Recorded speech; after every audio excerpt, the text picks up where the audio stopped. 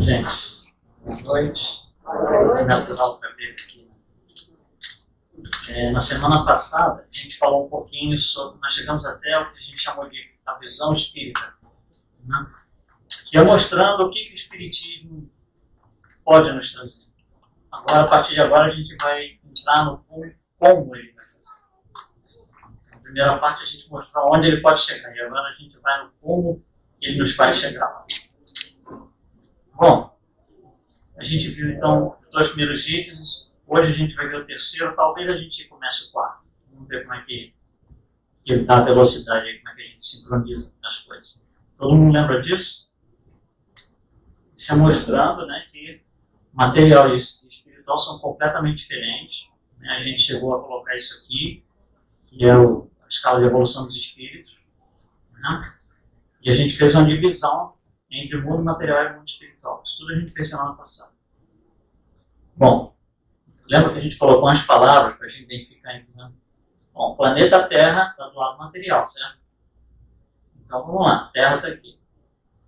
Aí vem Jesus e encarna no planeta Terra, que está do lado material. Então Jesus encarnado está do lado material. Tá certo? Jesus vai e encarna lá na Palestina. E aí ele fala assim, meu reino não é deste mundo. Metade não entendeu, quer dizer, talvez 90% não entendeu. Mas olha só, nós temos dois mundos aqui. Ele está do lado de lá, dizendo que não é desse lado. Logo, ele está falando, ele está se referindo ao mundo material, ao mundo espiritual. Certo? Então, olha só, se ele está do lado de cá, com quem que ele está falando? Com espíritos, que é a única coisa que tem do lado de cá, não tem mais nada. Princípio inteligente, espírito. Se ele está dizendo que ele está do lado de cá, ele está falando para espíritos. E a gente, chegamos até a falar nisso na semana passada, né? A gente gosta de falar espíritos imortais, que é desnecessário, mas não é errado, né? Então ele está falando para espíritos imortais. Essa é a audiência de Jesus. Ele não está falando para pescadores, nem coletores de taxa, nem servos, porque eles são pessoas encarnadas. Ele está falando para espíritos. Então ele está falando para um espírito imortal, né? Que naquela encarnação se chamava Pedro e tinha uma profissão de pescador. Mas também para um espírito imortal que naquela situação era um coletor de taxa e tinha o nome de Mateus. E assim vai. Mas ele está falando lá de cá. A audiência de Jesus são espíritos imortais. Então, quando a gente vai entender tudo e qualquer coisa espiritismo, a gente tem que ter isso em mente. Que não é nada está acontecendo do lado de lá. Porque se a gente se projeta, e essa é a grande dificuldade, a gente entender a explicação espírita para os ensinamentos de Jesus. Se eu estiver do lado de cá, pura e simplesmente, aí eu ouço Jesus falar assim, você tem que amar os seus inimigos. Do lado de cá, o que significa isso? Significa descobrir onde ele mora, ir na casa dele, quando ele atender, dar um abraço nele e falar, eu te amo. É isso que significa amar os seus inimigos do lado de cá. Mas não é nada disso que ele está falando, porque ele não está falando do lado de cá, ele está falando para cá. Então isso tem outro sentido. E assim tudo, todos e quaisquer ensinamentos de Jesus tem que ser analisado do lado de cá. Quando a gente tenta colocar do lado de lá, dá conflito. Fica difícil. Alguns sistemas de crença não conseguem explicar certas passagens, justamente por causa disso. A gente está se projetando do lado material, uma coisa que não é material, não tem nem tem sentido falar disso materialmente. Então, a visão espírita que nos traz tudo isso aqui, tem mais um item para a gente considerar. Tudo que Jesus falou foi para espíritos imortais. Então, quando ele falou, sei lá, amar os seus inimigos, ele também falou para mim e para você. Porque nós nos enquadramos do lado de cá. Nós não nos enquadrávamos, provavelmente, do lado de lá, se eu não tivesse encarnado naquela hora. Certo? Ou se eu tivesse encarnado, mas em outro canto do planeta, eu não estava na frente dele, eu não ouvi ele falar. Ainda vou duvidar e falar, não, ele não falou não, porque eu não vi. Essa é a postura materialista. Ele não estava lá, eu não ouvi, portanto ele não falou. Olha, né, como é que a coisa é. Né, tem uma linha bem definida ali, o que é uma postura materialista e uma postura espiritualista, é isso que a gente vai falar hoje. Quando a gente tenta pegar todo esse ensinamento e entender do lado material, fica uma confusão tremenda. A gente se desequilibra, porque as coisas não se encaixam. Aí começa a dar revolta, começa a dar... Né, aí, muita gente lê lá. Jesus falou, amar os seus inimigos. E a pessoa, o que é amar os inimigos? Já se revoltou. Por quê? Você está do lado errado do gráfico. Né? E aí a pessoa se desequilibra. Então o equilíbrio e o desequilíbrio da alma tem muito a ver com esse entendimento. A visão espírita e a certeza de que ele falou para espíritos imortais. Então nós vamos falar um pouquinho sobre manter a nossa alma equilibrada, serena. Isso é difícil, esse é talvez o grande desafio. Né? E é isso que o Espiritismo vem nos colocar. Então, olha só, tem várias maneiras de a gente entender equilíbrio. Por exemplo, matemática, se você falar uma equação, uma coisa igual a outra, é equilíbrio. Uma coisa igual a outra, é equilibrado. Física. Né? Se você pegar uma pessoa, por exemplo, que vai cruzar um penhasco ali, uma corda bamba, né, o cara vai ali, tá, vai indo com vale e tal. Quando ele acabou de cruzar, acabou o evento. Não tem mais sentido falar em equilíbrio. Só tem sentido falar em equilíbrio enquanto ele está em cima da corda.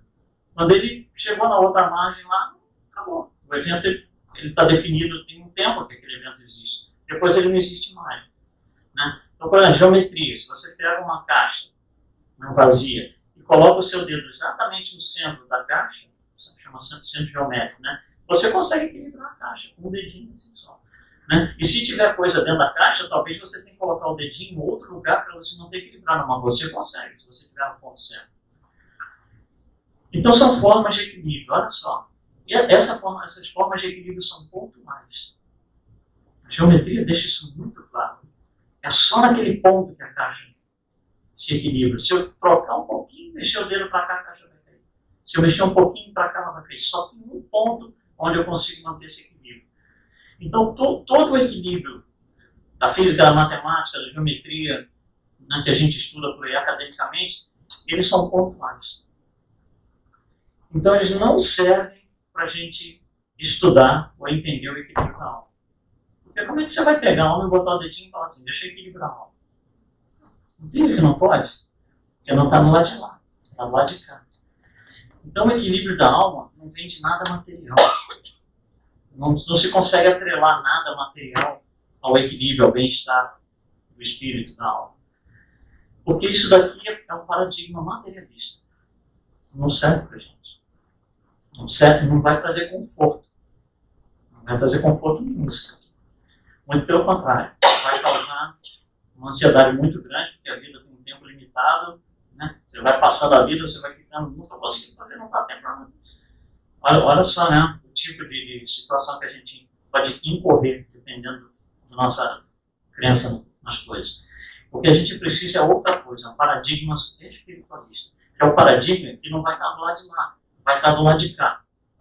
Para a gente entender esse paradigma, você não vai estudar geometria, física, química, biologia, nada disso. Você vai estudar algo chamado perispírito. Então, até o que a gente tem que estudar é diferente. O materialismo não estuda perispírito. Nós não estudamos física, química, geometria, não como pesquisadores. A gente aproveita o resultado que eles têm. Aqui a gente vai estudar saúde mental, saúde espiritual. Coisa que não se faz do lado de lá. Não tem ponto de interseção. Todo o estudo da alma, tudo e qualquer coisa que você vai estudar lá de cá, não é pontual. Porque pontual precisa de princípio material, precisa de matéria, precisa de uma forma geométrica que tem um ponto de equilíbrio. Do lado espiritual isso não existe. Não existe forma material do lado espiritual. Então nada é pontual. Tudo é um espectro. Tudo é um espectro. Ou seja, olha só. Quando você não está equilibrado, então vamos falar um pouquinho do desequilíbrio. No ponto mais inicial do seu desequilíbrio é uma pequena insatisfação. Pode ser uma bobagem, alguém colocou a cadeira ali, eu falo, não estou gostando da cadeira ali. É uma insatisfação de segundos, mas é uma insatisfação. Tipo, um segundo tal, passou, não afetou nada, né? E vamos levando. Mas quando você consegue, começa a acumular, a cadeira incomodou, o aparelho incomodou, isso incomodou, aquilo incomodou. Você passa 1 hora sendo incomodado por 40 objetos que estão aqui. Isso aí começa a ficar maior, começa a ter um impacto. Aí a gente vai para o nível 2, que é o nível dos conflitos pessoais. O crucifixo, né? Jesus sendo colocado na cruz. Como é que acontece um negócio desse? Como é que uma pessoa, não é nem Jesus, uma pessoa é colocada na cruz para o barbarismo que a gente vê e conhece por aí? Porque alguém sustentou aquela psicosfera. Esse alguém fomos todos nós, encarnados e desencarnados, precisaram de uma psicosfera sustentando aquela barbaridade. Nós fizemos isso. Para que eu conseguisse sustentar aquela psicosfera, imagina o tamanho do desequilíbrio interno que eu não estou passando, do conflito interno, para eu chegar ao ponto de botar Jesus na cruz. Nem que seja em pensamento, pode ser que eu não estava lá na frente, né? Mas nem que seja em pensamento. E aí você pega esse evento e traz para o dia de hoje, por exemplo. Nada errado com esse homem, né? Mas ele acaba cedendo à multidão. Então, olha só, ele sabe que o certo está aqui e o errado está aqui. E ele vai e faz uma escolha errada. Fazer o errado no ano de 2022, a gente está colocando Jesus na cruz. Porque ele vem ensinar justamente para não fazer isso. Então a gente coloca Jesus na cruz várias vezes ao ano. Várias vezes ao ano. Porque a gente está escolhendo entre o certo ou o errado. Eu sei qual é o certo, mas eu vou escolher esse aqui por uma razão, não interessa. Não é o caso. Então, o crucifixo, né, é uma coisa assim horrenda em termos físicos, mas em termos espirituais, morais, ele continua acontecendo. Através dos anos acontece hoje. Acontece conosco espíritos. Então, olha só como a gente ainda está preso numa coisa, a gente não conseguiu sair disso ainda. Porque a gente ainda está colocando ele na cruz. Você pega um evento, por exemplo, como a Inquisição, né? E que Inquisição? Eu estou certo. Se você não me seguir, você vai para comigo. Isso é Inquisição. Né? E aí mata as pessoas e tal. O que a gente faz hoje? A gente mudou o nome, que chama cultura de cancelamento. Mas é a mesma coisa. A atitude moral é a mesma. Olha, eu estou certo. Se você não quer falar, não falo mais com você, ainda vou falar mal de você para todo mundo, chega, acabou, você não existe mais para mim, você morreu para mim. Isso é cultura de cancelamento. É Inquisição. É a mesma coisa. O evento físico que representa as duas situações não é a mesma. Mas a situação em si é a mesma. Então a gente continua sendo o grande inquisitor, a gente continua colocando Jesus na cruz, até o nível que a gente cai na depressão, que é o ponto culminante dessa história. E aí a alma já está completamente, o espírito já está completamente desequilibrado, já precisa de ajuda para sair do buraco, já não consegue mais sozinho, de tão enfermo que ele ficou. Então isso são coisas que a gente vem carregando, isso vai sendo acumulado, né? E como é que a gente sai disso? Bom, vamos fazer algumas considerações aqui. Eu vou deixar isso aqui porque eu vou usar a imagem, né, da escala espírita. Mas a gente vai pensar junto em algumas coisas aqui. Equilíbrio, desequilíbrio da alma. Até hoje, 12 homens pisaram na Lua. 12 homens só. A nave, primeiro, tinha certeza que eu estava, né? Solo firme, sólido. Ele bota o pé ali, meio com meio e tal, né? Já tinha outros ido antes dele, né? Então, obviamente, já tinha alguma informação, mas ele botou o pé ali e se sentiu confortável dentro da situação.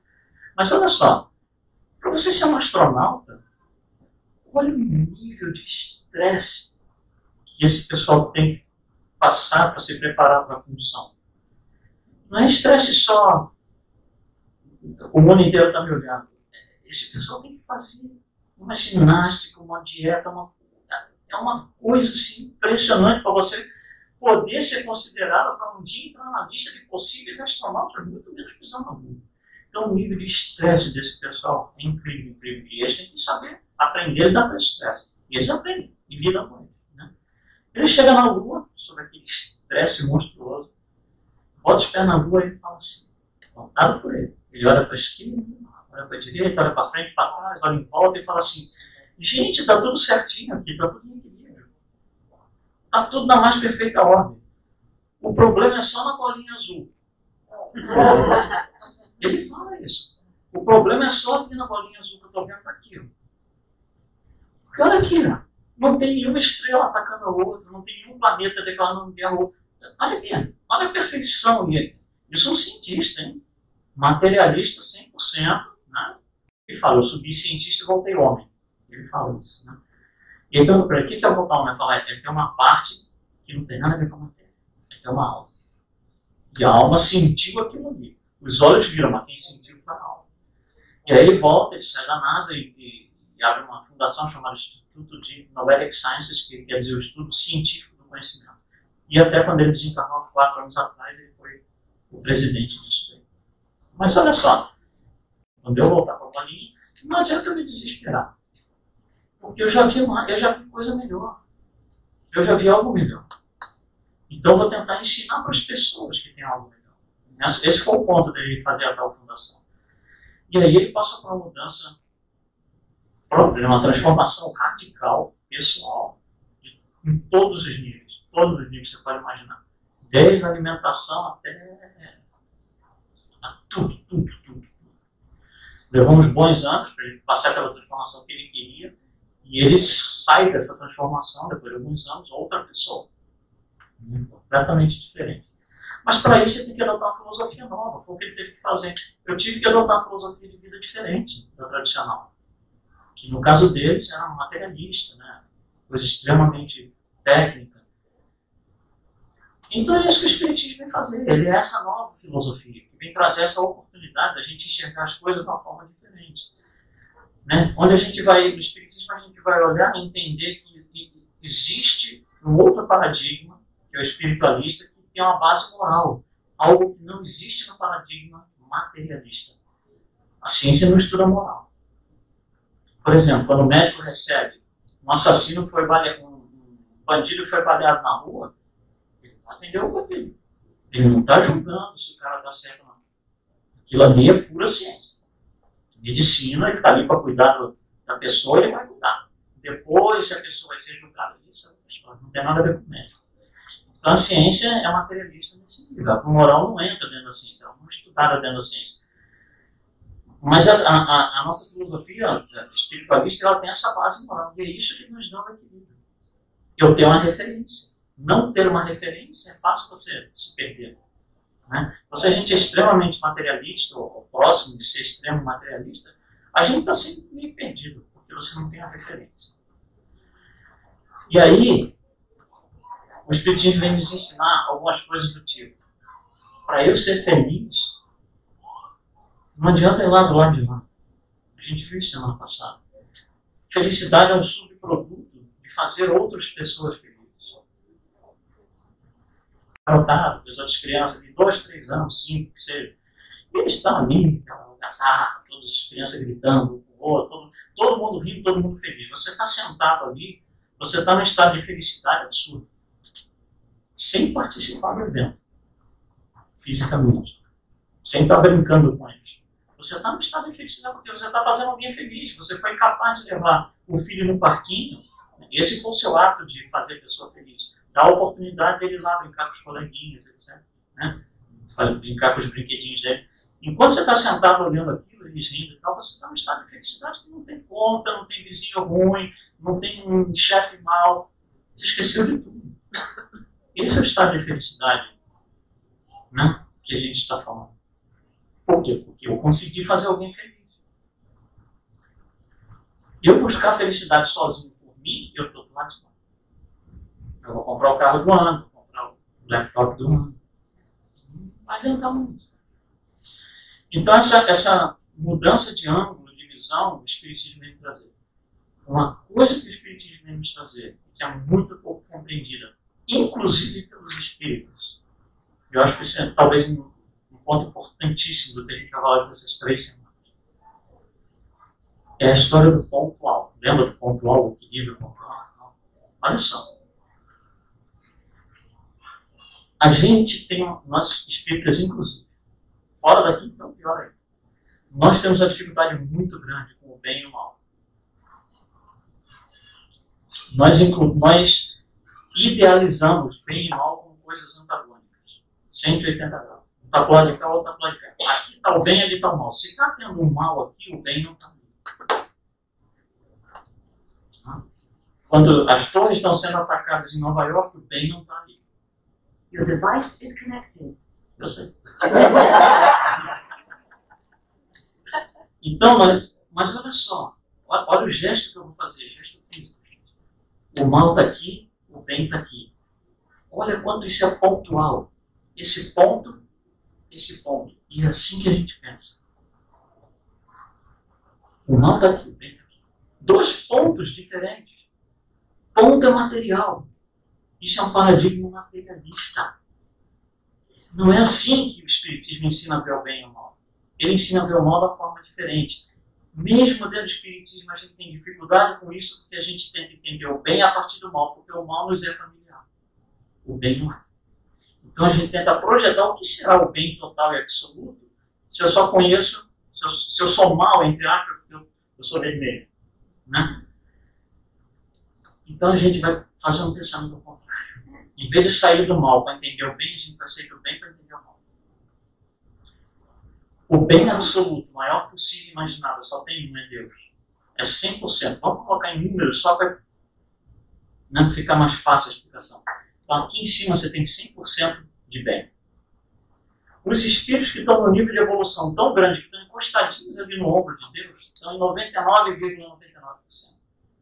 Aí você começa a descer. 90% de espíritos elevadíssimos, né? Longe da gente, por favor. 80%, 70%, 60% de bem, 50% de bem, 40% de bem, 30% de bem. Quando começa a ficar muito baixo, se você continua usando a palavra bem, vai ficar difícil explicar. Aí você usa a palavra mal. Você usa a palavra mal. Porque se você usar a mesma palavra para o bem, lá em cima e aqui embaixo, não dá. Bem e mal são partes do mesmo espectro. Não é pontual. Não é bem e mal. É mais bem ou menos bem. Então, olha só, o cara que está aqui, não sei, digamos, leviano, o cara que é leviano hoje, naquele nível é o maior bem que ele consegue imaginar. Ele olha para baixo, para o impuro e fala, esse cara é mau. Mas você entende que quando você está lá em cima, você olha para o leviano e fala, esse cara é mau. Porque tudo é relativo. São espectros, não tem nada pontual, não tem bem aqui, mal aqui, não existe isso. Isso é paradigma materialista. Se a gente pensa assim, nós espíritas, a gente tem que sair, abandonar esse paradigma. Porque isso faz sofrer. Sabe o que faz sofrer? Porque a gente não consegue, com todo estudo, se a gente adotar esse paradigma materialista ainda, a gente não consegue explicar a famosa pergunta dos materialistas. Aonde estava Deus na hora da guerra? Onde estava Deus quando o Hitler estava lá? Onde estava Deus no dia de setembro 11? O que a gente responde para esse pessoal? Você entende? Aonde é lugar, é material. Aonde é GPS, dá as coordenadas. Não tem mais. São espectros. Então, bem e mal são parte do mesmo espectro. E assim um monte de outras coisas. Céu e inferno. Não tem céu e inferno. Isso é ponto mal. Ó. Ponto onde está o céu, ponto onde está o inferno. Não existe isso. Não. Esse negócio do espectro, a gente está falando do bem e do mal, as palavras, olha só. Como complica. Se eu chegar e disser assim para alguém, olha, vai aqui na sala e pega o meu casaco azul, por favor. A pessoa vai ali, entra ali, aí tem um monte de casaco. Aí tem um monte de casaco azul petróleo, azul turquesa, azul royal, azul bebê, azul piscina, azul marinho. Qual que é? Tem que vir voltar e me perguntar. Então, eu tenho que qualificar o azul. Eu não posso usar azul sozinho porque eu não estou dizendo exatamente onde eu estou. Por isso que eu não posso usar bem para tudo. Eu não posso usar bem aqui embaixo. Porque não vai funcionar, o raciocínio você não vai conseguir entender. Mas para esse pessoal que está aqui, eles estão fazendo bem.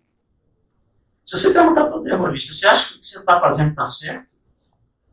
Além de ele não responder, ele vai ficar ofendido com a sua pergunta. Porque ele está fazendo bem. Entende? Então, olha só, quando a gente está mais para cima e olha algo que a gente acha horrendo, uma guerra, um lado, uma coisa dessa, a gente não pode se revoltar. Porque a gente já fez a mesma coisa. Eu já tive no bem 20%, eu já tive no bem 10%, que é o mal. Eles estão lá ainda. Tem que ser entendido de outra forma isso. Dando para entender que é um espectro, é a mesma coisa, é a mesma. Não vou dizer energia, porque energia é matéria, mas o raciocínio é o mesmo. Né? Você tem ali um espectro, não é pontual. Outro aqui, certo e errado. Você dizer que eu estou certo e você está errado, isso é pontual. Eu estou certo, você está errado, isso é pontual. Não. Eu sei mais, eu sei menos. Eu ainda não tenho o conhecimento que você tem, mas vou ter. Até porque certo e errado depende do gabarito, depende da referência. Eu, para dizer que a coisa está certa ou está errada, você tem que perguntar para mim, mas qual é a sua referência? Você está usando o que de referência? Né?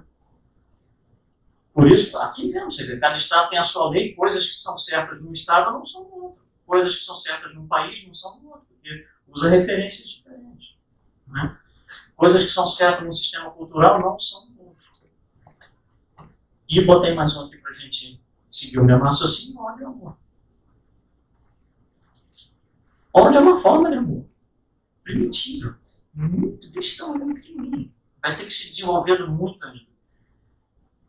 Então, quando a gente, né, quando alguém mostra ódio pra gente, tem que trazer aquele ódio e tal, eu, para conseguir me entender com essa pessoa, eu tenho que descer no nível dela. Eu consigo descer no nível dela, mas ela não consegue subir pro meu nível. Eu tenho que descer pro nível dela. Para conseguir explicar, falar, não é fazer sermão, é conseguir pura e simplesmente conversar de uma forma que a pessoa entenda o que eu estou falando. Porque a pessoa está com ódio de você, não adianta você falar, olha, vai fazer caridade no esquema, não vai entender nada. Vai piorar, piorar. Então a gente tem que descer para o nível dele. Mas o que a gente tem que entender é que tudo isso são espectros.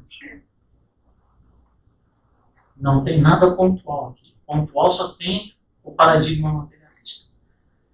Só que muitos de nós ainda, dentro do espiritismo, nós vemos essas coisas como pontuais.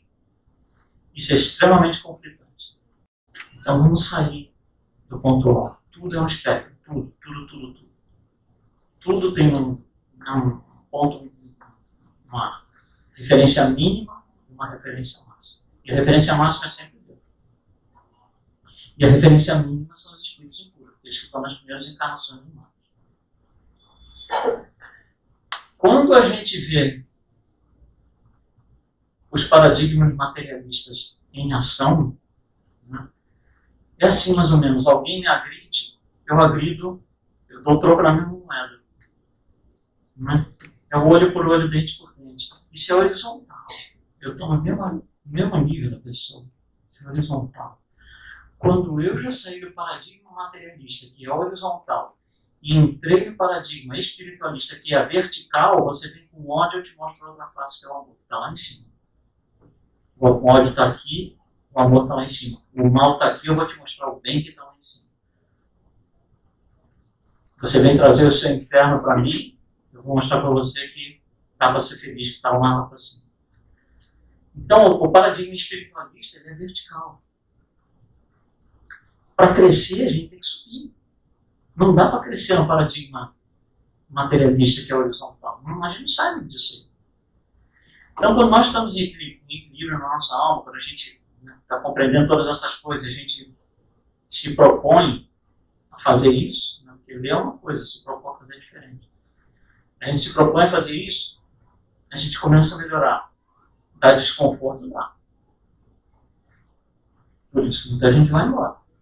E tem que ser respeitado. Muita gente não consegue ficar no espiritismo por causa disso. Porque continua no pensamento pontual, continua na revolta.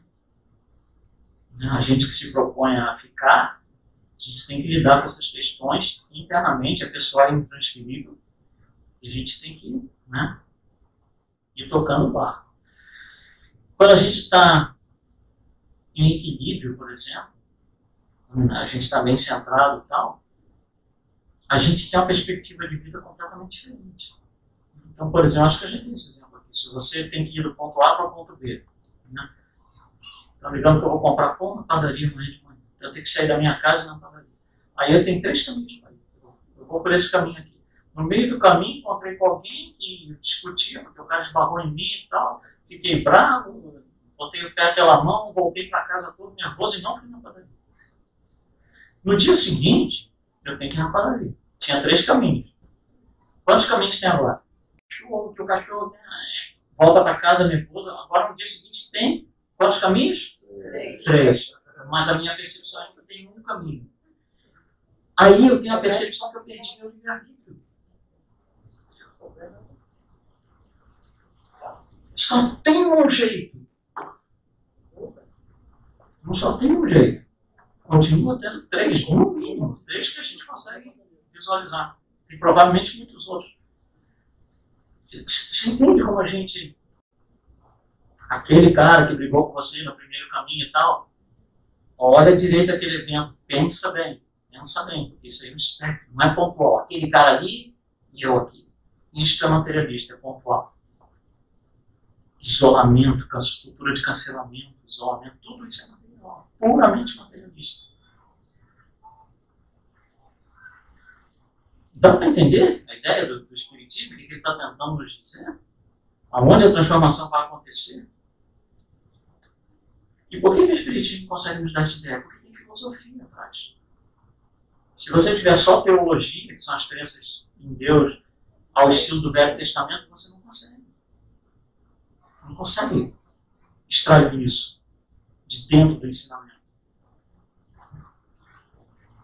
Então, a gente ouve, Allan Kardec diz isso, ele fala, a gente leva o nosso céu e o nosso inferno aonde a gente vai. Não. São partes do mesmo espectro, da alma. Partes do mesmo espectro da alma. Como é que a gente sai disso? Olha só, para eu me desligar de alguma coisa que está lá atrás, que está me prendendo, é como se eu colocasse uma algema no pé e sair andando com ela. Para eu me desligar disso, eu tenho que fechar a porta do passado. Desse evento. Como é que eu fecho a porta do passado? Chama-se reconciliação, que é uma forma primitiva de perdoar. É só quando eu perdoar eu posso fechar a chave, fechar a porta, trancar a chave e jogar a chave fora, porque eu não preciso mais entrar naquela porta. É o perdão que vai me tirar daqui e vai me colocar aqui. Por que a gente está sempre assim? Porque eu estou preso, eu não consigo subir, tem uma algema. Ou várias algemas. Né? Porque quando eu era criança, meu tio, meu pai, minha mãe, não sei se isso não aconteceu, mas olha só, eu estou sim, não. Vai ser difícil subir, mantendo esse pensamento. Eu tenho que entrar no espectro, eu tenho que sair do pontual. E isso o Espiritismo ensina com muita clareza para a gente. Sair do espectro. Tá bom? Tá indo. Tá dando para entender? É meio desafiante, né? É a história do desconforto. A gente está num ponto de desconforto, porque a gente está sendo confrontado com algumas coisas que realmente batem de frente. Principalmente se a gente vem de outro sistema de crença. Bom, então a gente vai começar hoje a parte 4, que é a evolução moral. E a gente termina a semana que vem, né, na última aula. Bom, existem vários mecanismos de transformação moral ou de evolução moral. Vários. A gente vai falar só em 3. Até porque não daria para falar em tudo. Né? Os 3 que a gente vai falar são esses aqui. Encarnação, dor e os inimigos. Falando desses 3. Então vamos começar aqui na reencarnação. Bom, a reencarnação, ela na verdade são ciclos, né? Um conjunto de ciclos que tem um propósito que é isso aqui, depuração da alma. Cada vez que a gente vem, a gente vai se livrando dessas algemas que a gente estava falando. Pelo menos esse é o objetivo. A gente vem aqui para se livrar dessas algemas. Agora, se a gente for um bom contador, souber fazer conta direitinho, assim, então eu vim para me livrar nessa vida de, digamos, 2 problemas. Então, eu estou aqui, vim para me livrar de 2 problemas, né, e melhorar um pouquinho. E eu criei 10 problemas. O que vai acontecer? Eu vou descer. E aí, o que acontece? Eu vou ter que estender o meu projeto de felicidade. Porque agora eu vou ter que lidar com outras coisas que eu não tinha antes. Eu acumulei dívidas, débitos. Então, os ciclos de reencarnação, que são os ciclos de depuração da alma, são justamente para isso, para a gente ir limpando a alma. Agora, não adianta colocar mais sujeira, né? Tem que... a gente tem que começar a entender os espectros para não colocar sujeira na alma. Eu coloquei essa linha aqui, entrada e saída, que significa o seguinte. A gente sabe que os males da alma, causam doenças degenerativas, dependendo das condições. Então, olha só, digamos lá o orgulho, que é o famoso. Né? Então, há muitas encarnações atrás eu comecei a ter um orgulho mais acentuado, né?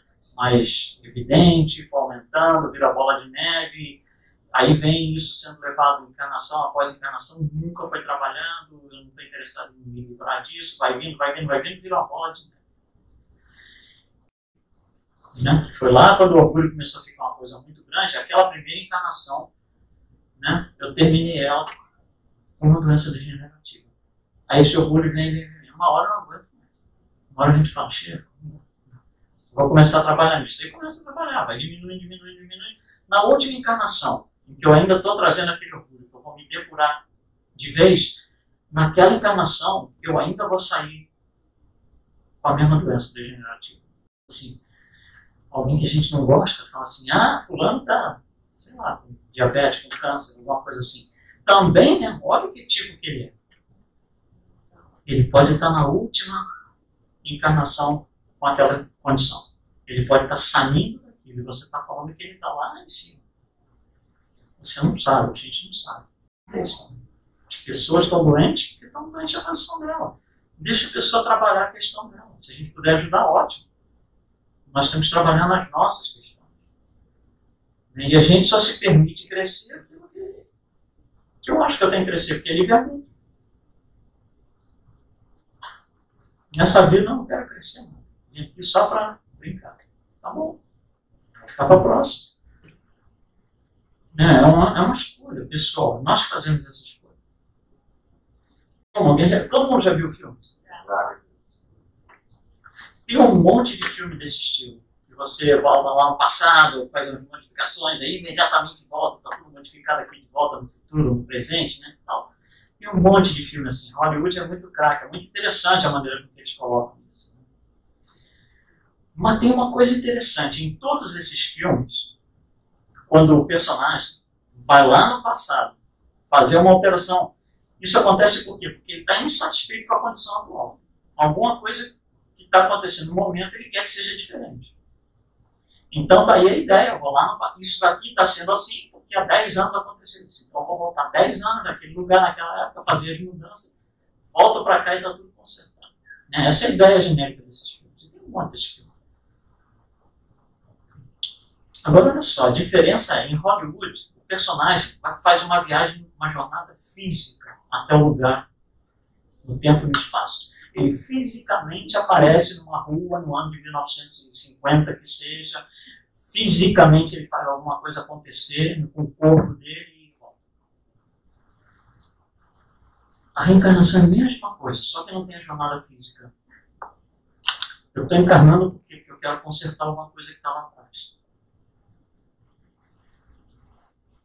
E aí outra coisa que o Espiritismo mostra, vamos juntar as duas coisas. Eu agredi alguém ontem, por exemplo. Como é que eu desfaço isso? Como é que eu desfaço? Quem tem uma ideia? Eu agredi alguém ontem, como é que eu desfaço isso? Foi feio, eu agredi realmente feio. Como é que eu desfaço? Primeira opção? Que é a opção? Eu iria voltar lá e falar com eles, pedir desculpa e tal, perdão. Sim, você está fazendo uma compensação. Você não consegue Você não desfez a agressão. Como que eu desfaço a agressão? Ver o mal que eu causei e consertar aquilo. É uma compensação. Sim, claro que tem o seu mérito. Mas quando você faz isso, deixou de existir o evento? Passando por uma situação parecida, talvez, que possa me levar... Sim, mas você não desfez o evento. Você concorda? O evento sempre vai existir. Como que a gente desfaz o evento? Não desfaz. Não desfaz. Tá? E voltar e na mesma hora ter o resultado. Eu vou fazer uma compensação, porque eu não consigo desfazer algo que eu fiz no passado. Está feito, está feito. Nunca mais eu vou desfazer. E não precisa nem ficar nervoso. Eu vou ver. Não precisa fazer oração. Não para o evento ser alterado. Fazer oração para a gente se fortalecer, ter uma direção, como é que eu vou trabalhar. E agora eu tenho que ressarcir. Como é que eu vou trabalhar essa coisa dentro de mim? Reparação. Como é que eu vou, né? Eu preciso de uma orientação, como é que eu vou reparar? Talvez sim, claro, vou fazer oração, vou pedir ajuda. Mas jamais eu vou desfazer o evento. Ele já aconteceu, nunca vai desacontecer. Não existe desacontecimento. Então, muito sério, né? Muito sério. Não dá. Lembra? Antigamente tinha Telegram, Telex, Telegram. Aí o cara escrevia a palavra errada e botava assim, vírgula, tipo, vírgula, a palavra certa. Ele não tem como apagar a palavra que ele escreveu. Não tinha. Não tinha. Então você viu o erro. Claro que não era intencional, né? Você viu o erro na palavra e como foi corrigido. É uma forma rudimentar de ressarcimento. A gente não consegue jamais desfazer isso. Então, essa ideia que Hollywood traz, de lá e tal, é legal, é fã, né? Gosta dos filmes, é interessante, tem aquela ação toda, é muito interessante. Muitos deles são muito interessantes, nos fazem pensar mais do que outros. Né? Mas são filmes que têm intervenção física, por dizer assim, do personagem. Na nossa vida, nós como personagens não conseguimos fazer intervenção física. Então eu não consigo no passado para fazer isso, para mudar. Só o perdão faz isso. Reconciliação é perdão. Uma pergunta, se tu fizesse, como eu falei no início, se tu faz essa reconciliação no momento que ocorre, lógico, tu vai ter algumas consequências se for o perdão da minha parte sincero. Sim. Mas depende da outra pessoa receber. Ele pode carregar a mão para 35 encarnações para frente, se ele quiser. Mas se ocorrer a comunhão do pensamento e o perdão mútuo, aí... O evento não vai ser apagado. Não, o evento não, mas aí não vai ter importância. Não vai ter responsabilidade. Não vai ter importância.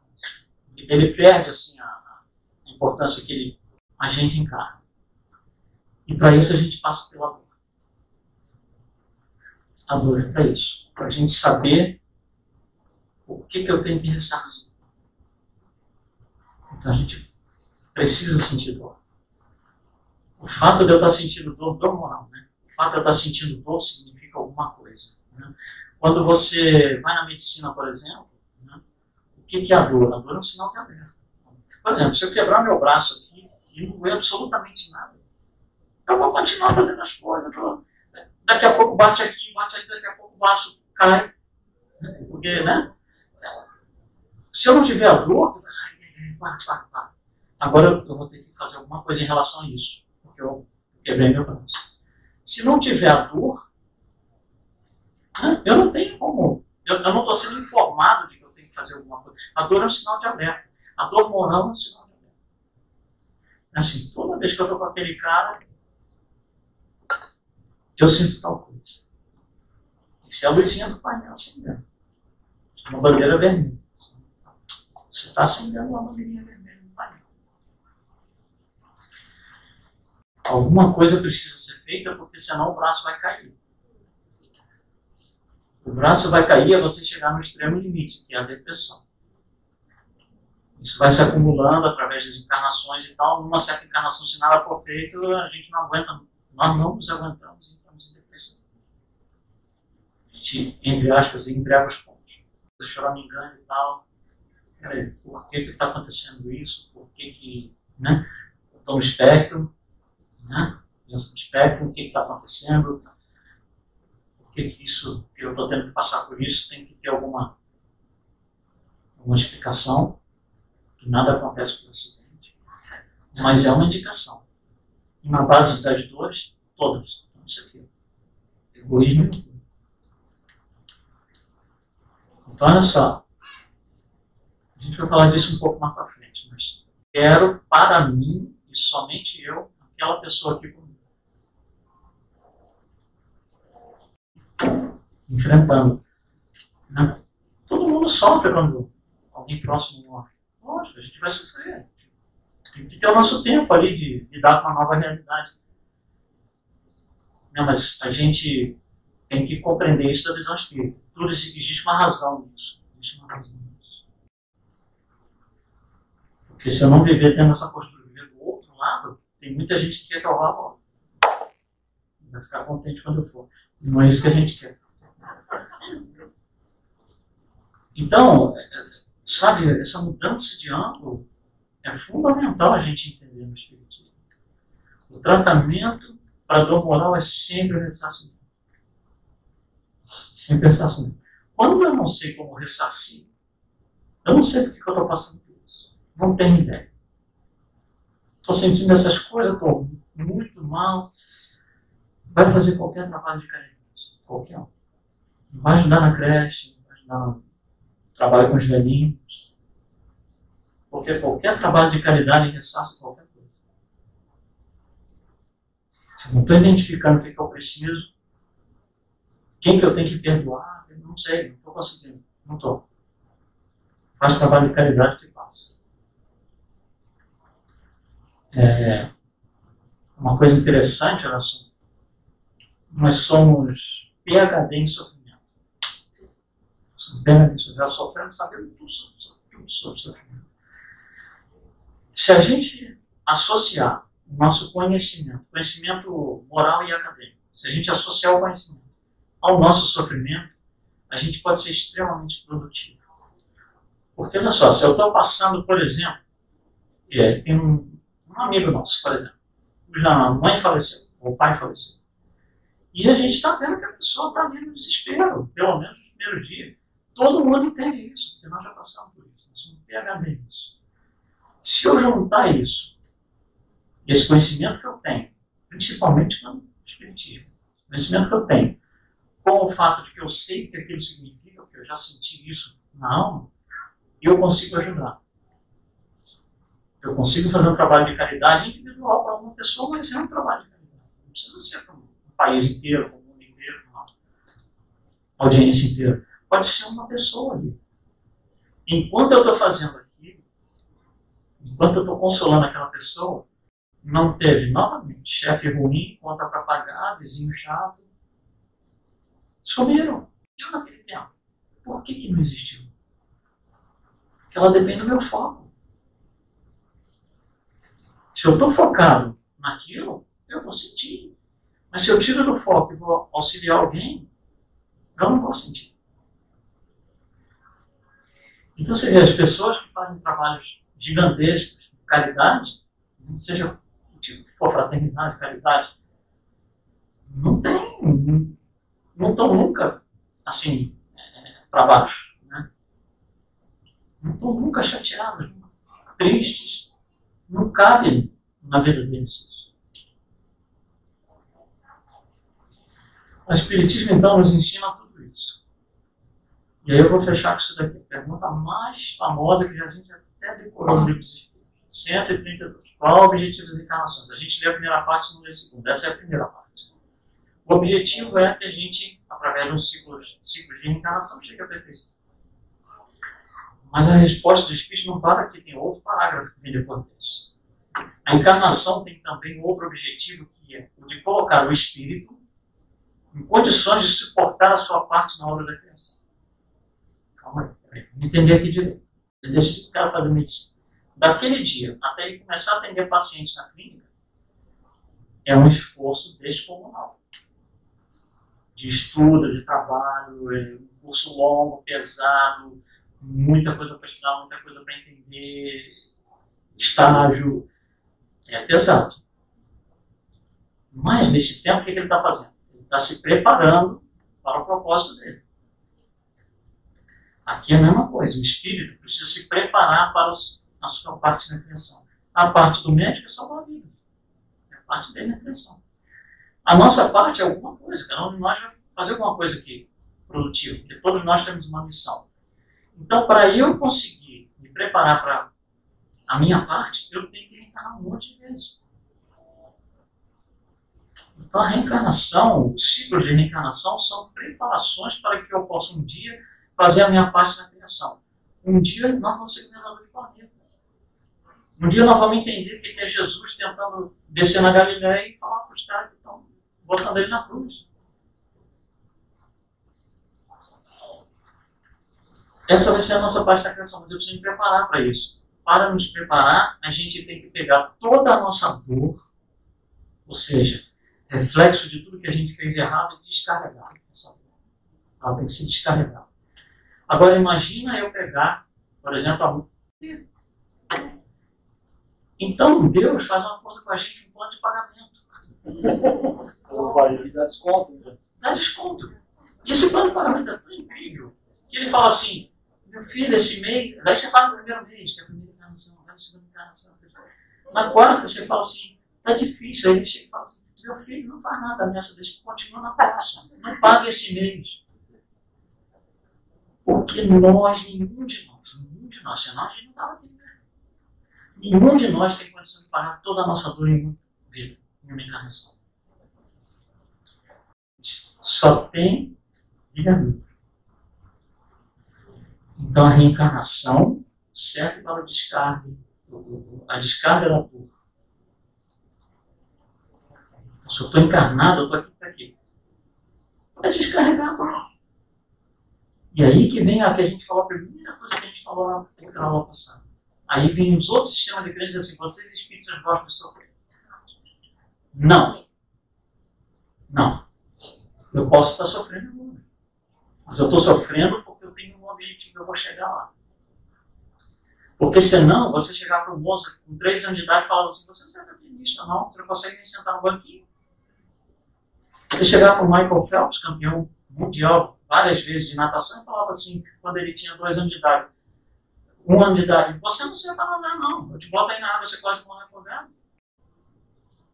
O materialismo está focado nele. Então, o materialismo está focado em Jesus na cruz, com um negócio atravessando o prego, atravessando aqui, sendo levado e tal. Isso é um pensamento materialista, não interessa se tem na igreja. Esse pensamento é um pensamento materialista, é pontual. Pontual. Aconteceu naquele dia, nunca mais aconteceu. A gente teve em mente. Na semana que vem a gente vai falar disso aqui. Tá bom? Então, a gente se vê semana que vem.